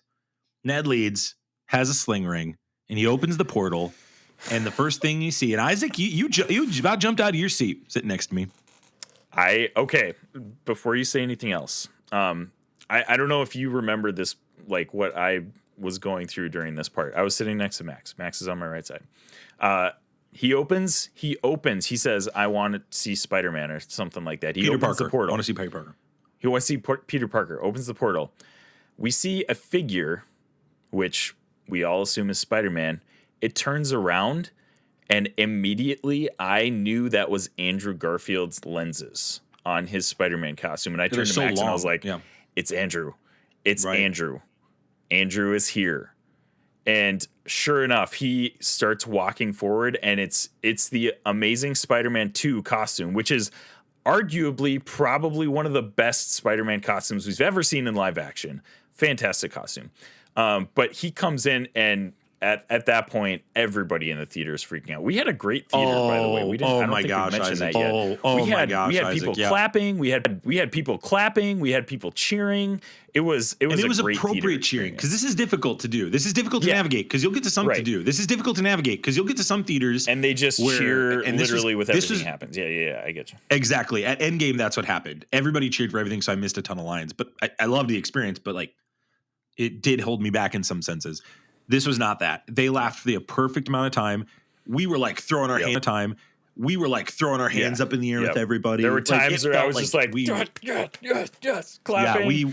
It was tremendous. This was the moment. And Andrew Garfield comes through. He has to prove to them he's Spider-Man. Great scene. There's a lot to talk about these three, so we're going to glance over it. It's a huge scene. We're going to glance over the dialogue. Then Toby walks through. My heart wasn't ready for that, Isaac, because either. I totally thought this was going to be a different ready. Scene that Toby was going to walk in. I thought they were going to hang. I thought they were going to hang us out a long time, but I think they knew. They were like, "Look, we already just put you through the meat grinder with Aunt May. We got to give you this." Oh my gosh, this is tremendous. Great timing. Great comedic timing. Great acting across the board. I think it's great that Ned Leeds is the catalyst to kind of get these guys in. I don't actually think, this is a side note about Ned, I don't think he's going to be Hobgoblin. I think they made that pretty clear. Not anymore. No, maybe now that I think about it, he forgot have everything. A little maybe he will. inkling. Oh crap! They did erase his memory. Dang it! I don't know. No, I don't know. Here's the thing. I mean, like I was thinking, like before this, potentially he could be the one that dies and come back in a future movie as Hobgoblin. Obviously, that's not happening. Maybe that happens down the road because Tom Holland is already. Not Tom Holland. Sony has confirmed that they are doing another trilogy with Disney. Yeah, Spider-Man those three trilogy. are coming back, man. Holland, those three are coming back. Yeah, Tom Holland will be back. He hasn't himself confirmed that he will be doing Spider-Man with 2 more MCU appearances, not Spider-Man movies. And then I don't think he's fully confirmed that he will be back for the Spider-Man trilogy. But so he actually only has. So this was straight from Sony's CEO. He has one more give back. So Sony has to give him a character one more time. After that, he's a free man. Okay, so I said 2, one, but yeah. one. So but whatever MCU, probably one. Maybe the next Avengers, maybe an appearance on like a TV show or something. I don't know. My gut tells me, and we've talked about this before, my gut tells me there's no way Tom Holland isn't coming back. He's just no, he, like you said, he's Tom like Robert Holland Downey Jr. He can ask for $100 million and they're going to have to give it to him. Exactly. Now he is the guy. Like he is the center point of the MCU, even though nobody knows he exists in the MCU, which is pretty wild to think about. There's so many great storytelling arcs with that, though. There's so many fun ways you can mess with that. We got to keep going. We're in the weeds. We can't help it. So then we get Tobey Maguire. You and I get so emotional. And let's talk about the nostalgia of this. I think this movie is going to impact people that are 25 or older in a lot of ways, because seeing Garfield back, that was only 7 years ago. And Garfield's Spider-Man is goofy. He's much more quippy, and he's just jovial and just so innocent is the word I would use. It just feels innocent. He's been tattered, but he's innocent. Yeah. Maguire is seasoned. You see the brokenness. The age helps. Right. The age helps him in this circumstance. Right. We kind of assume, just based on his appearance, that this is like Peter Parker probably years after Spider-Man 3. Like how many years? Who knows? But like the way he looks and the way he's speaking, he makes it seem like this is, like you said, a seasoned adult like Peter Parker. He's been doing this a long time now. Things happened after Spider-Man 3. Yeah, right. So, and I love that, because that's something we haven't seen in live action yet, is an adult, old Peter Parker. We got to see it in Into the Spider-Verse, which was amazing. I want to see more of that in live action. I don't think that's going to happen with Toby, but like I'm all in on an old adult Peter Parker. See him as like a CEO of Parker Industries, blah, blah, blah, all that stuff that happens in the comics. But I loved how they portrayed both Tobey Maguire and Andrew Garfield, because I'm not gonna lie, Andrew Garfield stole the show in the scenes that he was in for me. I absolutely adore Andrew Garfield in this movie. Yeah, like he was fantastic. What did you think of the meetup with these guys? So this is Tom Holland's at his absolute low. He gets done watching the screen of J. Jonah Jameson, and it's a great. I forget the content creator, her name on TikTok. Forgive me for not. I like to give credit when I hear ideas like this, but she saw this and she said it's the dichotomy of a superhero and a man. The man, it's the close-up of his face. The superhero, it's him versus the screen of people and the public name, and the Spider-Man character versus the world. and then Tom Holland, his grief on his face. I thought it was just a tremendous scene. It was a great artistic choice by John Watts, Right. who behind the camera. We're not going to give him nearly enough credit, but absolutely crushed this movie. Great job by him. He deserves. I'm glad he'll be coming back for the Fantastic Four movie. That he'll be great for that movie. Maybe that's the team up with. He'll be in that movie. Fantastic. Oh, he's going to be in that movie. Oof. That's the movie, I think. I was going to say that at the end. That was my kind of like crackpot theory. I think he's going to be in that movie. Gosh. That's going to be the big draw. They'll do that iconic scene of him coming down the elevator with them. But on that scene though, okay, with so Toby, they suggest, maybe he's at, his place that he, is special to him, whatever. They go to the roof of the school, and this is where with Toby and Andrew, the nostalgia is thick and heavy. They do it well, but like, I don't know if there's a way they could have done it that didn't include an extra layer of cheese. There's a lot of cheese in these lines between Toby and Andrew and Tom a little bit too. Like, especially in the lab scene that follows right after this. It's goofy. It's hilarious. Cheesy, but amazing. It works. It's cheesy, but it works. So anyways, we get into this scene, and the first thing I'm thinking when I see both of them on top of they're kind of like above him looking down. I was like, this is like a little cheesy. Like, I don't know how I feel about this. But the second they start talking and giving Tom their wisdom as Spider-Man, this scene becomes an emotional, very heartfelt scene. And it is honestly incredible to see these Spider-Man giving Spider-Man their advice, their life experiences as Spider-Man. Like, this becomes one of the better scenes in this movie, I think. Even though it started out for me as like, there's 1 to 2 lines of cheese. I said that to you when we were in the theater. There's cheese. There's 1 to 2 lines that took me out of the moment because it was cheesy. However, right. What were we signing up for? That's kind of what I've asked myself since watching the movie. I'm like, what was my expectation? Right. And how do you not do that without being cheesy?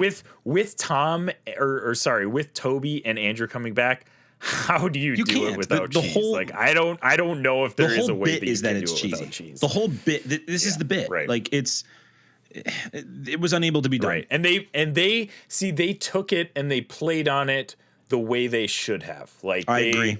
They did it very well. So yeah.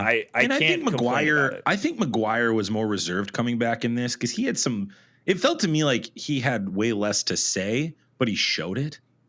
His acting was just more there. And that's one of the best parts of Andrew Garfield's Spider-Man in his movies is he shows his emotions very well in those movies. The writing is garbage.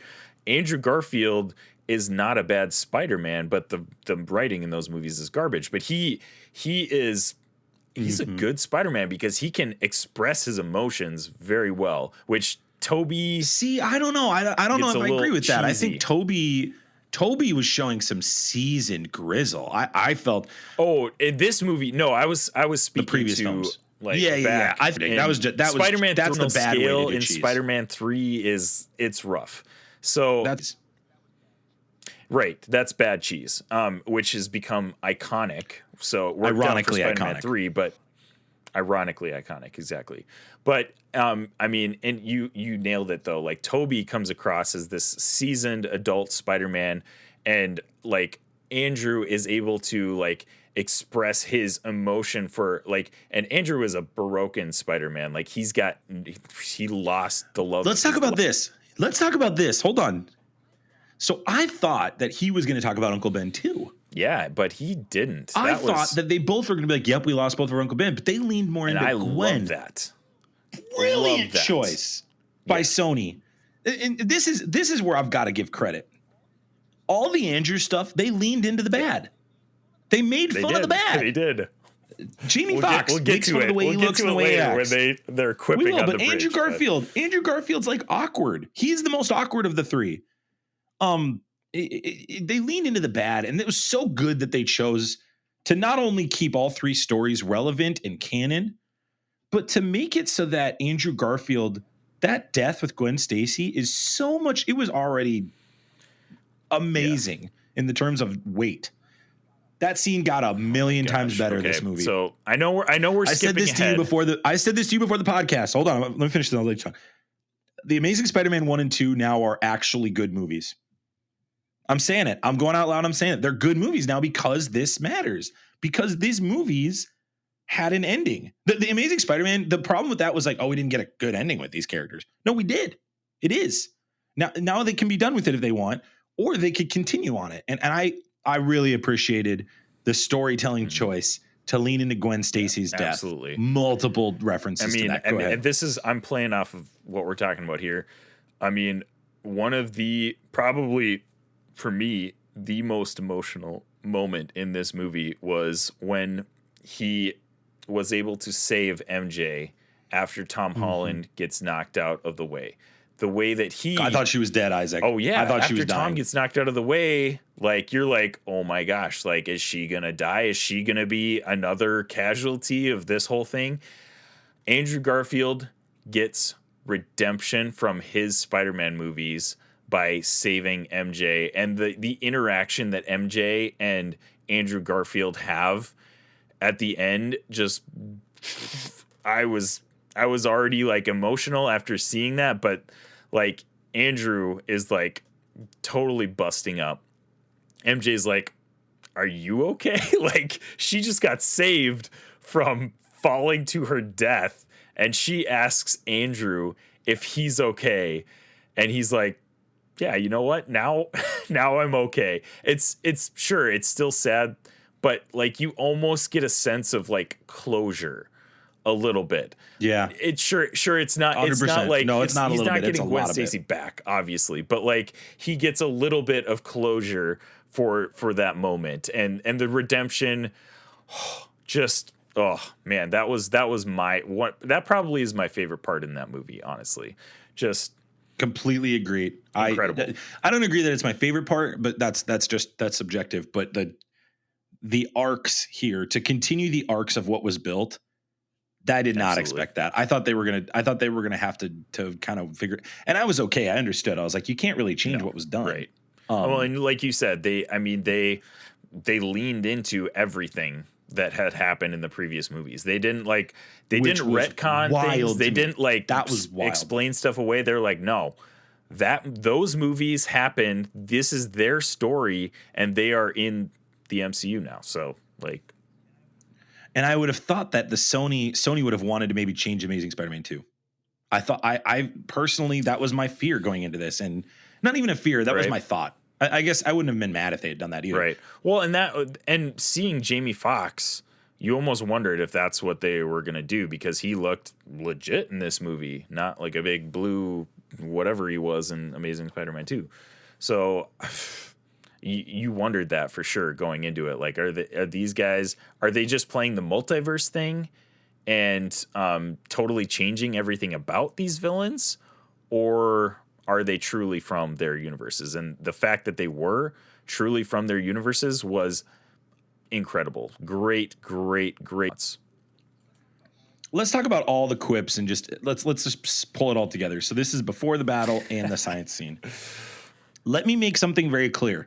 The best 25 minutes of the MCU are these 25 minutes. It's hard to argue. It's not it's even hard to argue, because and right behind it is the Endgame battle. That's probably number 2. Because right now I'm having a difficult time wrapping my head around anything funnier, anything more we were payoff busting than watching Andrew Garfield. Andrew Garfield cracks Tobey Maguire's back. They lean into the Tobey Maguire's back joke. Andrew Garfield tells them that he loves them, and they can do in the middle of this sandstorm battle. Like, oh my gosh, yeah.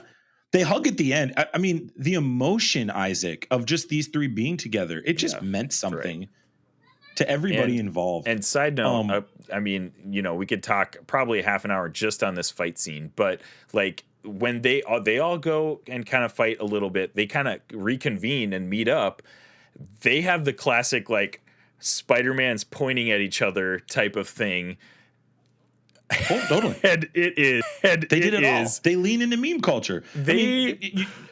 I'm somewhat of a scientist myself. Oh my gosh. You know, they lean into that. They lean into some of the Willem Dafoe existential crisis. said that, I literally like yelled out loud in the theater. I was like, "Oh my gosh, I can't believe they did that." Fantastic. Yeah, it's the writing is brilliant in this. And you have to lean into nostalgia in this. I know some people are like, "Oh, nostalgia." Yeah, you got to go all out or not, man. Like, what do you want? Yeah. What do you want from this? This movie is the pinnacle of 10 other movies. If they tried to play this That's what as this a is. serious movie, it would have fallen flat on its face. So, well, in this movie also, we're talking about previous films, Isaac. This movie makes Infinity War and Endgame part of the Spider-Man story. Like this is, and they were already, but now I actually think those have to be ranked in the Spider-Man movies because of how much weight it carried when he talked about it with these guys. Like Thanos is one of his big villains now. That's what Peter Parker thinks. So, yeah, I mean, the quips were tremendous. The writing this is above my expectations, Isaac. I thought they would do this for like 5 to 10 minutes. They did this for 20 to 30 minutes. Okay. But they wouldn't stop. It didn't stop. I probably was 4 to 5 minutes of literally them sitting and chatting while they're waiting for villains, like nothing else. It was just them talking. And it was amazing. And that's brilliant. Amazing, pun intended. They called Andrew Garfield amazing about 6 times in a row. They talk about all their villains. And that's where Thanos gets dropped. They talk about the Avengers. We find out that Tobey Maguire and Andrew Garfield don't know who they are. They think they're a band, which was hilarious because when Tobey Maguire goes, seriously? I was like, oh, wow. They're he's acknowledging that there's an Avengers team. Who are the Avengers? I know, like they just like they're so wholesome. The three of them together, they really value each other. Like they really, Andrew's they really see like how important they are. I have always wanted brothers. Like he's just like eating this whole thing up. He loves this. Well, and he's like, I want to fight an alien. I want to fight an alien. He's like, I'm lame, guys. And then I'm lame. No. You're amazing. Well, and Tobey Maguire talks about. Yeah, exactly. Tobey Maguire talks about Venom. He talks about his existential crisis. Andrew Garfield, you know, he talked about Gwen, but he talks about just like he talks about Rhino. He talks about valuable. The mechanical Rhino. Rhino, yes, thank which you. Which is fantastic. Yeah, like it's like they lean into the crap. They leaned into the existential crisis of Peter Parker. Like the biggest flaw, I think, in the original trilogy was that whole arc. And like just I really, really dug this, Isaac. I really felt like this was not just fan service, but this is like, hey, you know what? It's been talked about for so long. It's been joked about. We actually are able to do it. Right. Let's just lean into it. And Jarrett mentioned it in his review. This is not just fan service. This is fan service done well, which this is fan service done right. I mean, there's fan service in a lot of movies, but this movie did it well. And I do like, before I make my final like thoughts and everything, I want to see this movie at least 2 more times. And I want to sit on this for like probably 2 weeks at the least. But again, this is top 3 MCU for sure. Probably number 1. No doubt. For me as a Spider-Man fan. Like this is, I'm with you. Mind blowing. Just how well they wrapped up this whole thing and just played to the fans in such a wholesome and incredible way. Great storytelling, Isaac, is done in service of the character. And when you put the character above everything else and you put the arc of the character above everything else, that's when movies are done right. And that's why Endgame matters, because the story arc of every character in that movie was held at high regard first. In this movie, every character is rewarded. I don't think that even the side characters were done less. I think Ned had a good arc. I think Mary Jane had a good arc. I think Michelle Happy Jones had a great arc. Michelle Jones, whatever. Michelle Jones. MJ had a Watson. great arc. I mentioned Watson a lot this time. Watson, that was hilarious. Yeah, that was interesting. I just think, for me, I was so proud of. I'm really proud of this movie too. This movie is just like, this is it, man. This is how you do superhero movies, and this is just writing well done. And you put Andrew Garfield, Tobey Maguire, and Tom Holland's Spider-Man arcs first. All their arcs.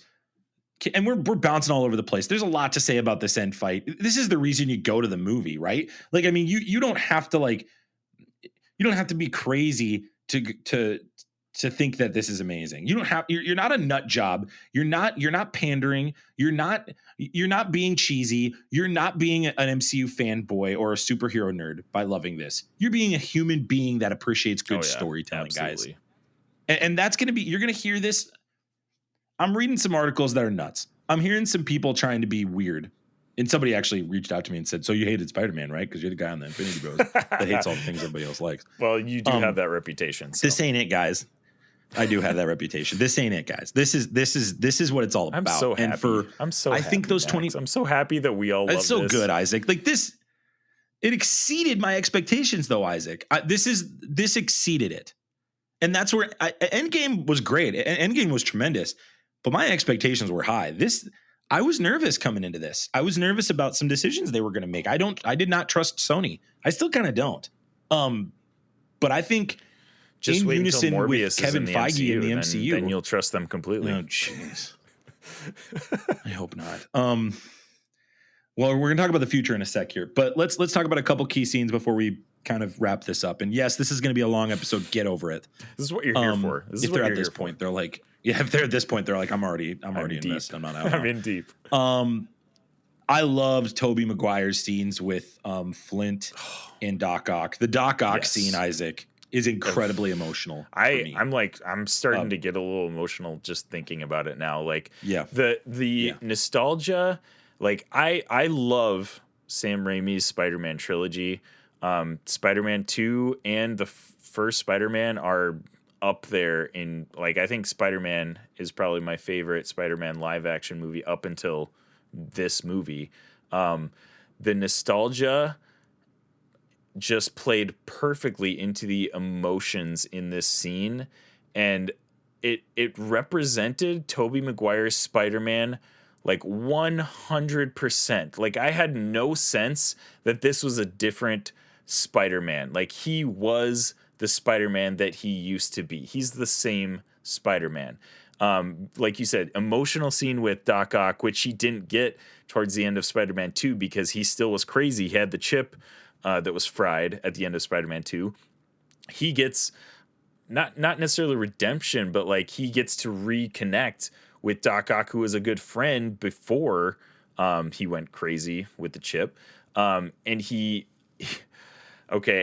we're diving into this now too, because that was the second major redemption. Was Tom Holland is because he got the crap kicked out of him and Green Goblin killed his Aunt May. He is about to kill Green Goblin. He kicks the crap out of Green Goblin. He's got rage going on. He's going to kill Green Goblin, and he has, like, there's no hesitation in Tom Holland at that point. Like, he is going to kill him. And Tobey Maguire steps in and saves Green Goblin. That was another probably my second favorite part in this movie. Like, another very emotional redemption arc. And obviously Tobey didn't kill Green Goblin in the first Spider-Man movie. Green Goblin killed himself via his glider. Well, there's an argument to be made, Isaac. There's an argument to be made that he let him die, and that he carried the regret of that, and that he did feel. I mean, it is insinuated in Spider-Man 2 and 3. Right. Okay. I think it's fair to say in this that for Tobey Maguire's character that he felt that and was, he has guilt. He has regret. That's part of who Spider-Man is. He carries guilt all the time. But like, he didn't physically kill him. Sure, could he have? I mean, that's a whole nother argument probably. I think here's what I'll say. I think he did carry guilt about that. Yes, I think he did absolutely think he killed carried him. guilt. And I think and there's only one good thing about Jarrett's review of this movie. Jarrett made a great point that this is Tobey Maguire's chance to reconcile with the two idols of his life. Yes. And well, 3 if you count Uncle Ben, and like, you know, I get a chance to really give to the kid that has just experienced this. So Uncle Ben, he addresses Uncle Ben. Then it's Green Goblin, Osborn, and then it's that scene with Otto Octavius. I mean, this is kind of for him a venture down memory lane, because it is an older Spider-Man that's in this universe, that's in this movie, excuse me. And this is his chance to reconcile those tensions. and it led to him getting stabbed. Which is, I thought he was going to die too. If he dies, are we blubbering? Oh, I mean, I you would have been I bawling mean, that if would he have died. Yeah, absolutely. I think they had to not do that though because They already had so much emotional weight. Because right, exactly. They already had if so he much dies, emotional that weight overlooks with Aunt May's death. dying. I think that would have That overlooks Aunt May's death. Yeah, potentially lessened the weight of her death if they had Andrew or Toby die at the end. So I'm glad it ended the way it did. It would have been fantastic if he did die, but also I think the way they did it was tasteful and it worked out well.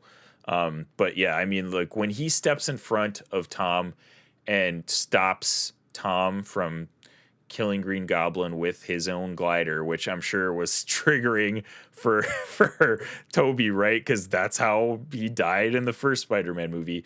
And he just, oh gosh, I'm getting emotional thinking about it now. The look on Toby's face when he looks into Tom Holland's eyes is like love and compassion for this guy who he knows exactly what he's thinking, you know, like just wow. The way that was the best part for Toby in this movie by far.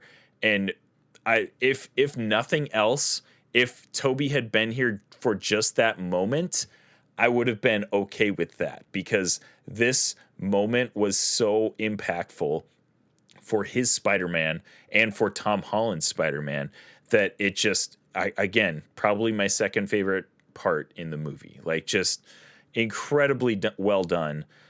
Toby, so Toby, we kind of skimmed over it. There's a lab scene where all the Spider-Mans are joking around, blah, blah, blah. Andrew Garfield makes this little side quip about how Toby is dressed like a youth pastor, which was hilarious. Yeah. But Toby, I don't know, like the whole time you kind of like, you obviously know he's Spider-Man, but like he's acting like an older Spider-Man. Like he looks older. He is moving like an older, I mean, not older, like 40s type of guy. In this moment, I looked past everything that I didn't like, quotations, because there was probably nothing I didn't actually like. But in that moment, everything that I had quip or qualms about Tobey Maguire's Spider-Man in this movie was gone.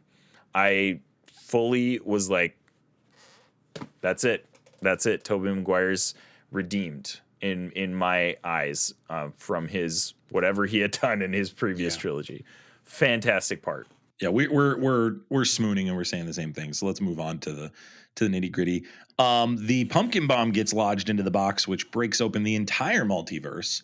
Loved that Green Goblin's the one that does totally. That's another great story arc here. We get Doctor Strange back. He watches Peter save them, so that kind of changes his perspective on how to approach the situation, which I think will be cool character. We'll talk about that in a sec. But so the multiverse opens up and they come to the realization, and I got to watch this movie again. And forgive me if you're looking for in-depth like perspective. I'm sure there's podcasts and content creators that know, but somebody was saying that I read that you could see Rhino. Yeah, so I noticed that there was a character that had a long horn on top of their head. To me, it didn't necessarily resemble. I wonder if it was like all. Yeah, I wonder if it was all the Spider-Man villains up there. Yeah, I mean, absolutely could have been. Yeah, I don't know. It's. I'm sure there'll be screenshots out there soon. But and they come to the realization that the only way that this is going to close is if everybody forgets who he is. And that's when that had never clicked to me. I mean, I knew that was an option, but it had never clicked to me that Doctor Strange would forget him. If that makes sense. Right. And that scene is emotional as well, because I mean, Peter is giving up everything at that point. He's already lost his Aunt May, but now he's giving up whatever he has left is going to be gone after that. And I mean, you mentioned it before. Doctor Strange he's fantastic in this movie. He's in this movie a perfect amount. Like the way he's used in this movie was phenomenal. Very, very well done. Shows his power set, which is like, dude, he can close multiverse cracks. Like, Doctor Strange is legit, but he also is feeling the emotion in that moment. Like, Doctor Strange is like tearing up at the thought of like, I'm not going to know Peter Parker anymore. Like, And this is a huge stake too in the context of Multiverse of Madness. So now instead of him being able to look back and go like, "Hey, I was really trying to help an innocent kid," it's the communication from the multiverse villains that will be in that movie is, "What the heck were you thinking?" the And I'm sure there's more layers to it. I'm sure there's find out external things more that are with part of Multiverse this. of Madness, but like, so after that moment, Doctor Strange forgets Peter. Is he just like sitting on top of the Statue of Liberty, like, what the heck am I doing here? Right. Like, because this whole thing. Yeah, that's a great question. He probably knows he casted Right. a spell, but he doesn't Yeah. know why. It's probably for who. He probably knows he did it, but he doesn't know for who. That'll be interesting And- to see how we get into Multiverse of Madness from Spider-Man No Way Yeah, Home. but that'll just be an interesting burden he has to carry, and it'll be interesting to see if do the other characters communicate to him, you did this for somebody, and he's trying to figure out who it is. That'll just be an interesting layer to that character. And then we get, and this is Spider-Man's character. He does not know. He moves into the crappy apartment.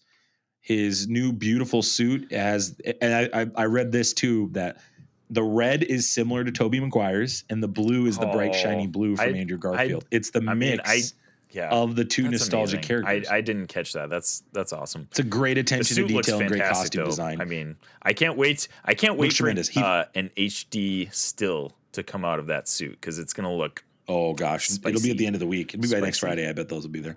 He flies over Times Square, and you get now. And the question Mark texted me was, "Okay, are we going to get him in next week's episode of No, Hawkeye?" that's too much. Because it's a Christmassy. You're not going to get him, but it'd be cool if you heard a That'd be thwip. sweet. I'd welcome if they're on the ice rink next week, which he flies over. If they had a thwip during that, I'd be cool with that. Awesome. That's what I would welcome. That would be sweet. I would welcome that. So, but the emotional scene, and I think the most emotional scene in the movie is when he goes to see Ned and MJ. She's working at the coffee shop. She has no idea who he is. He hands her a cup of coffee, and you watch him work through whether he's going to tell her or not who he is. Isaac, let's start we'll talk about the post-credit scenes in a minute, but I want to talk about the future of these characters. Will MJ and Ned be back? 100%. I think they will. I think MJ will. I don't know if Ned will. That's actually a pretty good point. I think they're both going to be back in some capacity. MJ for sure. Like, I think she's a lock. I think he is going to, in his next trilogy, he is going to have to get to know her again. I do think there are going to be other love interests introduced. Potentially Felicia Hardy, Black Cat, potentially a Gwen Stacy from this universe. I think Felicia Hardy, I think, would be a better choice because they haven't really had her in live action. She's college, and Gwen Stacy would be college too. But yeah, I think that would be fantastic. Either way, but I think she's gonna be the one that Peter ends up with at the end of this next trilogy. There's too much history there. There's too much, the original Raimi trilogy too. Like, he made that point in this movie. We've gone through some stuff, but we made it in the end, So I think that's what's going to happen. Agree. That's a good point about Ned, though. I mean, he may not play a big role if it plays out this way. Who knows? Yeah, either he's not in it anymore, and I know I said at the front end, like he won't be that character. But then I forgot that he forgot everything. So now that I'm processing him forgetting everything, I actually do think it's more likely he's going to be Hobgoblin. Simply because it's a new villain, because they want to try and introduce new characters. But two, because he forgot, maybe that messes with his mind. Maybe that is the catalyst for his obsession with Spider-Man, because he knows that there's something important there. Maybe. And maybe Doctor Strange does something where it really messes with because he messes with the Multiverse of Madness, the people closest to Peter Parker really struggle with that. I don't know. I'm spitballing here, but that's the idea. Let's talk about the post-credit scenes. The Venom one. I have not seen Venom 2. I want to make that clear. I am aware, and this is a spoiler. I'm talking about a spoiler, so fast forward a whole minute and a half, 2 minutes here, if you're not familiar. I do know at the end of Venom 2, that he does see Spider-Man, and I don't know what happens in Venom 2 outside of it. So I'll go into a little detail because I actually Do not go into detail. You I don't want want to know the anything. post-credit scene? I'm gonna go watch the movie. I'm not talking about the movie. No, the post-credit scene. I'll just talk I'm about sorry. the I'm talking about post-credit scene. Venom. So the let's talk post-credit about the scene post-credit in scene in Venom Venom. 2 has nothing to do with the movie. So like, yeah. Gotcha. Roger. Because I'm gonna go. Yeah, I have to go watch it now. Okay, so That's what this movie did. so basically, I literally got done watching Venom 2 right before we went to Spider-Man No Way Home, which is I'm actually shocked that those two post-credit scenes align. It's wild. So anyways, post-credit scene in Venom 2, yeah, They align very well. Literally like stacked one on top of the other. Venom 2, something crazy happens, which is him being transported into the MCU via whatever's happening at the end fight with Doctor Strange. He sees Tom Holland's Peter Parker on the TV and gets interested. That's the end scene in Venom 2. And then it picks up in Spider-Man No Way Home. Tom Hardy is at the bar in the MCU, and he's like asking this bartender all these questions about the MCU, which is fantastic. And despite whatever you think about Venom and Venom 2, this is brilliantly played by Sony and Marvel. Like this is fantastic how they intertwine these things. And then guess what? When they fix everything, the multiverses go back to normal. Tom Hardy gets whisked back to the Sonyverse. He's not a part of the MCU, which I was actually slightly disappointed by because it would be fun to see. It would be fun to see Tom Hardy and Tom Holland showdown, but maybe we get something else down the line. But you can keep Venom now. You can keep doing what you've been doing with Venom and make him the hero. Right, and that's fine. Yeah. So, anyways, when he gets whisked back to his multiverse, a little piece of Venom remains. We're gonna get Venom at some point in the next. Do you think Danny Rojas? Danny Rojas. Danny Rojas. Football is life. He is the bartender in this, which fantastic. I loved. That to me, that stole the show more than seeing Eddie Brock. Tom Hardy. It was more exciting than seeing Eddie Brock. That's how little I think of that franchise. But do you think he's going to be the carrier of Venom? Then do you think we're going to get like a Venom versus like? I think that's a great actor to choose for that role. Personally, if that's like the Venom that Peter Parker has to fight in the next film. Yeah. I was just chatting with somebody in our Discord about this.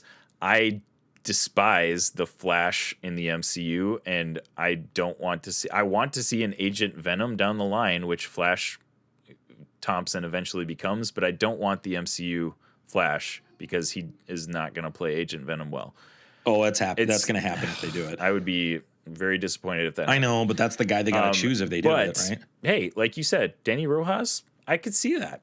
I think he. Yeah, it's a great character. It's a great actor. Yeah, he'd be great at it. He's got to be a bad guy, though. Yeah. That's the thing. This Venom's going to have to be a bad guy. Well, he'll have to start out as a bad guy. But yeah, anyways. Yeah, I think this Venom's got to be a bad guy to work with, to corrupt Tom Holland. There's too much. I mean, comics wise, there's way too much leaning into Venom as an anti-hero and a hero that I don't know. I want evil villain. I want evil Venom. I want evil Venom initially too.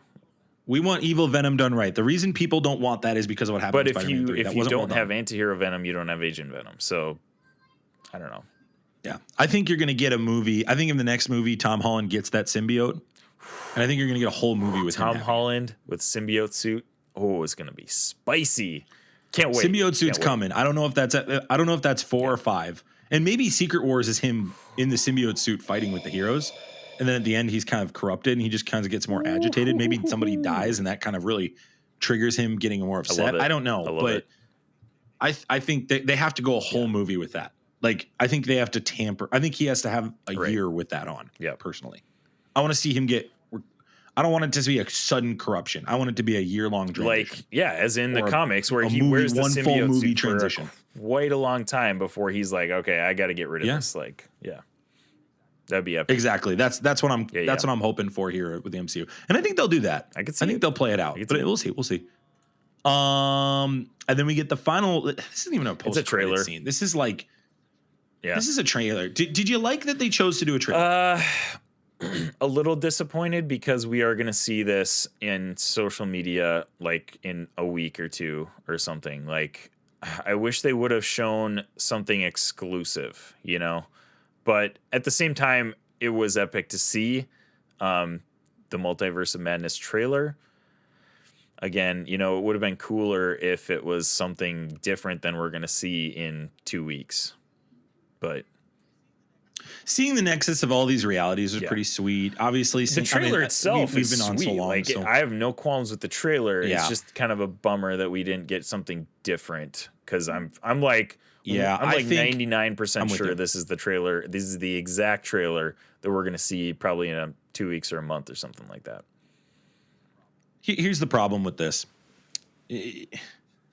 Just show us a trailer. If that's what you want to do, just show us a trailer before the movie. Just show us a trailer in like a week, and on the back end, just show like a little glimpse of him running into Supreme. Oh my gosh, that part was amazing. Yeah, that was crazy. That's all we needed. We didn't need all the other stuff was just like stuff give us that a trailer. Was going to happen. Blah blah blah blah blah.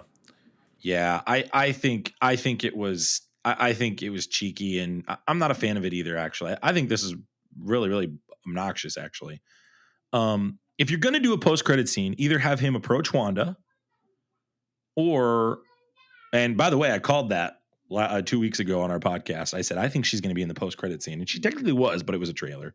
So, the squid monster was great. Some people are thinking that's Gargantos. I think it is, but we'll see. America Chavez is great. Seeing the decaying worlds. Do you think we're going to go back to that spot in Loki again? Do you think that's where that is? Maybe. That would be, honestly, that was a cool world. So I would be okay with seeing that again. I don't know, dude. I think literally anything is possible with Doctor Strange 2. I think we're going to have a really hard time predicting what's going to happen in this movie. It's going to be wild. America Chavez is a great addition to the MCU. We're not going to talk about that character today, but if you're not familiar with that character, take a look at her, head over to Wikipedia or Google and find out more about her. I think this is a great character to pick. I'm excited. I forget the actress's name who's playing her right now. I'll look that up, but I think this is a great person to just add. Obviously, she's part of the Young Avengers as well. They're building it. They're building it. So they're building it slowly but surely. Let's see here. Oh my goodness, I have to figure out how to pronounce that name. Forgive me. Her last name is Gomez. Forgive me. Holy buckets. I did not realize that was her name. Oh my goodness gracious. I apologize, people. Here on the Infinity Bros podcast, we are the worst pronouncers of all time. We're pretty bad. Xochitl Gomez is her name. All right. Forgive me. It's spelled Xochitl. Wow. Yeah. It's a great name.